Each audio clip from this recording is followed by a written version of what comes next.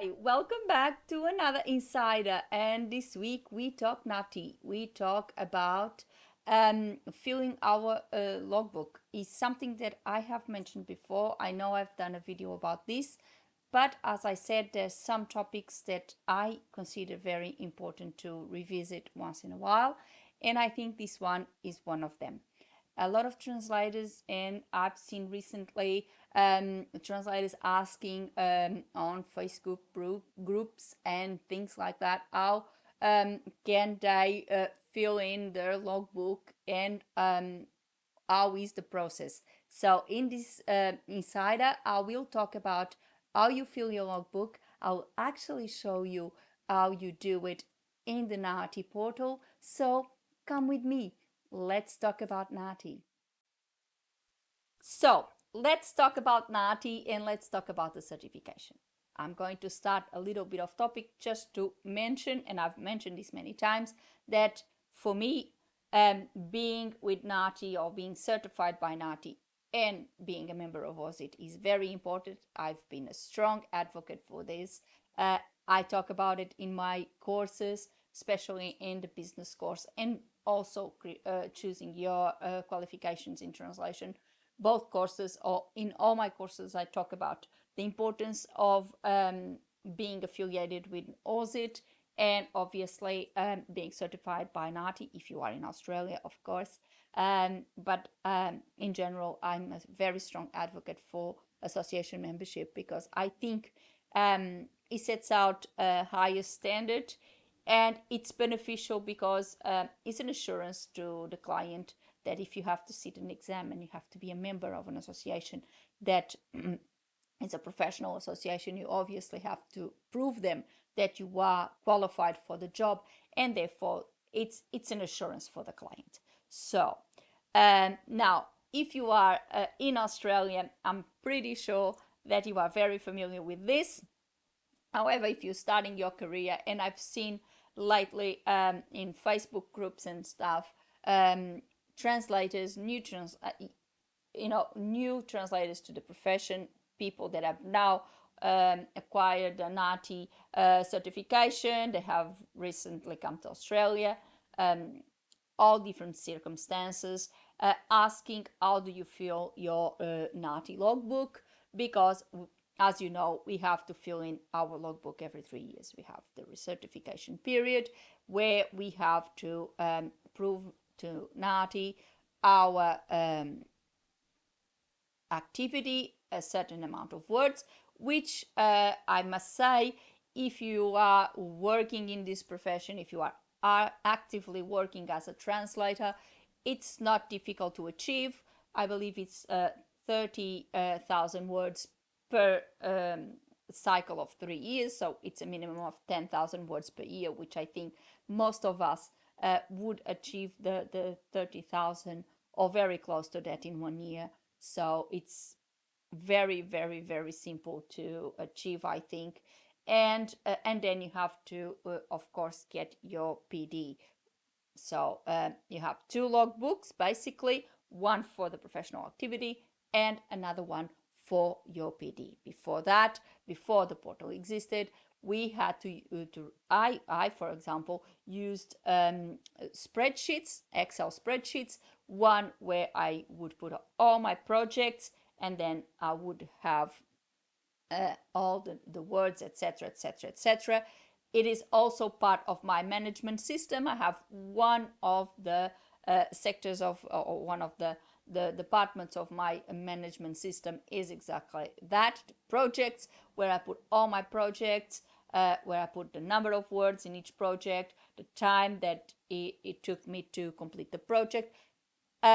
Today, it's more of a reference for myself to put on my records, to see, for example, it's a good way for me to see how I increased, for example, the number of words that I translate per hour and things like that. Which obviously is not going to be the same thing as when I started, because now I've got more than a decade of experience. I've been in the business for more than a decade, so it's different. I have that from my management system, where I can print out a report from Access that gives me all the projects, etc., which is a good thing. I have all that information that I can provide to NAATI, but back in the day I was doing it in a spreadsheet because I believe back in the day NAATI would prefer that instead. So the same I would do for my PD with a spreadsheet. I would put every single time that I had a PD event, I would put there, uh, and everything would be inserted there. At the time they ask you which type of file the project was in, if it was an Excel, if it was a Word, etc. These days you don't really need to do that anymore.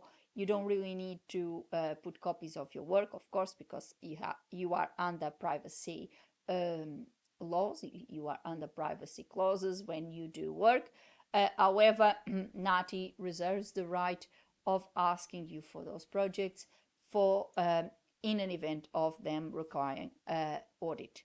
And sometimes that may happen. I must say, throughout my career, it never happened, but that does not mean I won't have it anytime soon. Maybe in my next recertification, NAATI would ask me for an audit. That's normal. So, and it's explained there. So that is what happens with NAATI. You have to fill in your logbook. Through my portal, you can do all sorts of things. I'm now going to show you my portal where you can see everything that you can do with your NAATI portal and where you can fill in your logbook. So let's go and see the portal. So this is the NAATI portal. So you go and you access NAATI by mynaati.com.au and you will get a screen like this. You have to put your email and password. I have it blacked out obviously because I'm not gonna provide you my password. And then you click sign in. You can also reset password, and NAATI usually or frequently sends you an email for you to change the password as a safety measure. I must admit, I usually don't really like doing that, but I understand why NAATI wants us to do it. So let's click here for signing in. And once you sign in, this is what you get. So you get your account where you have all the information about your account. You get the logbook, which is what we are going to talk today.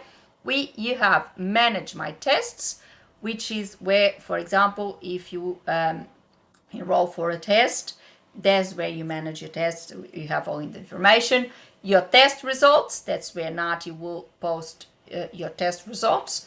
Your credentials, where you can see your credentials.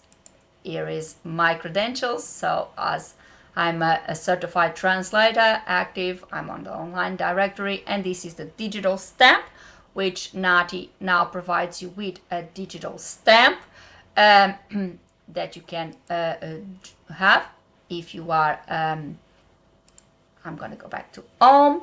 Then my transactions is your payments, etc. This is to submit an application, if you want to submit an application either for a test or any other application with NAATI. And then your digital ID card, that it's also available here. This is mine, as you can see, this is mine, my digital card that I can have, and that is my photo. So let's go to the logbook now. And once you get into the logbook, you have your professional development logbook and you have your activity logbook. Here it's certified translator, English into Portuguese, because that's my certification. Open my logbook, and this is what it looks like. So you have a tab where you can see all your past logbooks, and it is showing your current logbooks. So this is my current situation. This logbook started on the 30th of May 2022. I'm eligible for recertification on the 28th of Feb 2025, and my logbook end date would be the 29th of May. So as you can see, NAATI also gives you a period before the expiry of your logbook to give you plenty of time to do your certification and get everything done before your current certification ends. So as you can see, it's about 2 months, or 3 months. It's quite a good time.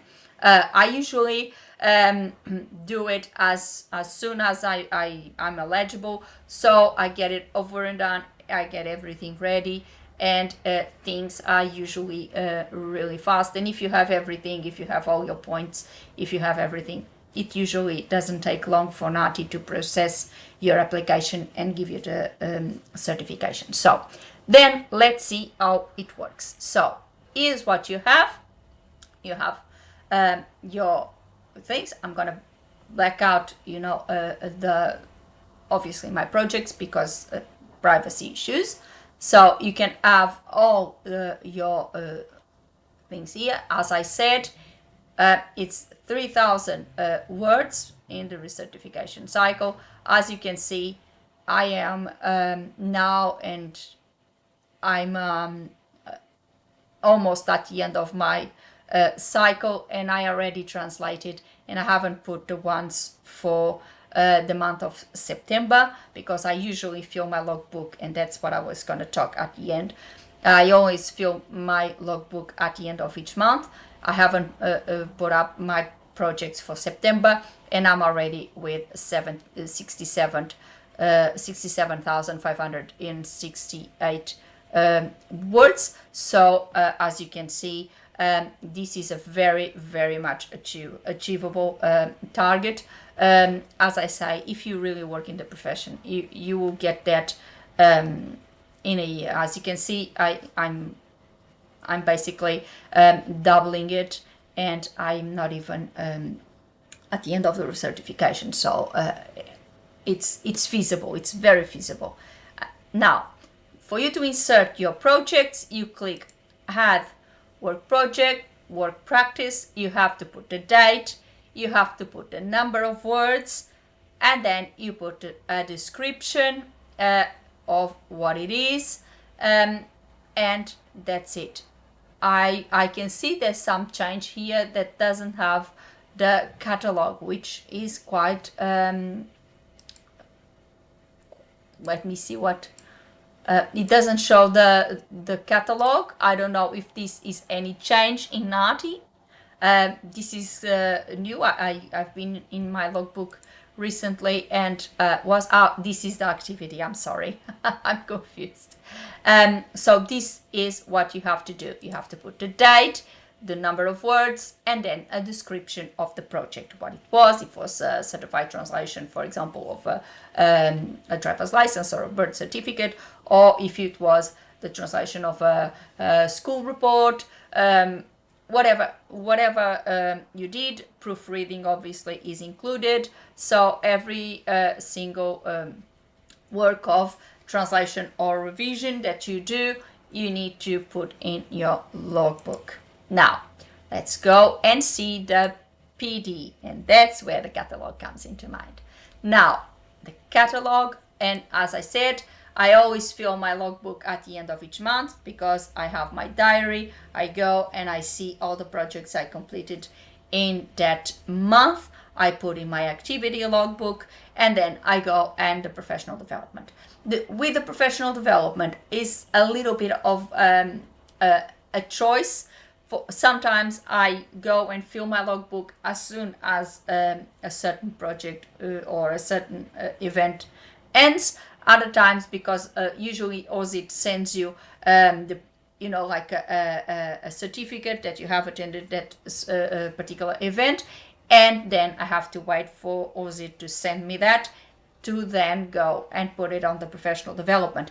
When I do so, usually is as soon as OSIT sends me that, I just go and do that. Then at the end, I'm going to open it up so we can see.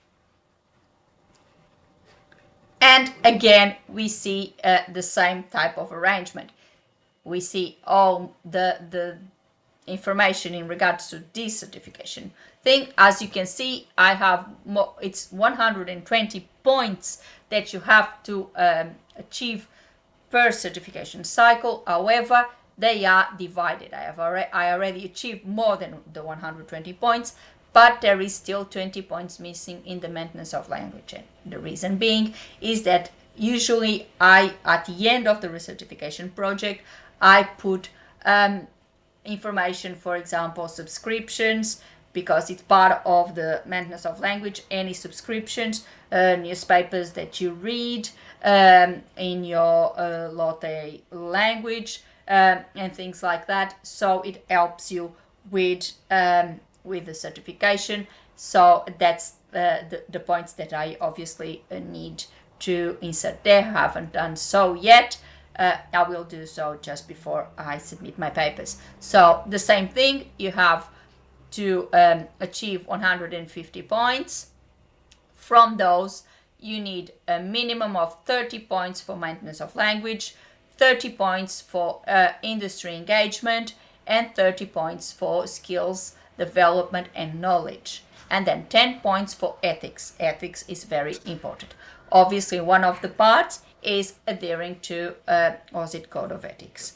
So again, achievable. As I said, some of these PT events are for free, so it's easier to it's not difficult to get them. Again, let's see how this is the submitted logbooks again, and then let's go and see add activity. Here I've got all my activity. Again, I'm blacking it out, and then add activity, and in this case you have to choose, and this is where you choose the catalog. You have the catalog at NAATI, then not selected the requirement, because once you choose one, you have to choose, for example, the over 20 hours. I choose one. I don't even know what I choose, quite frankly. I just choose one. Then required label, I don't know what it is. Okay, the label, 60 points. Completed date, you have to put the completed date.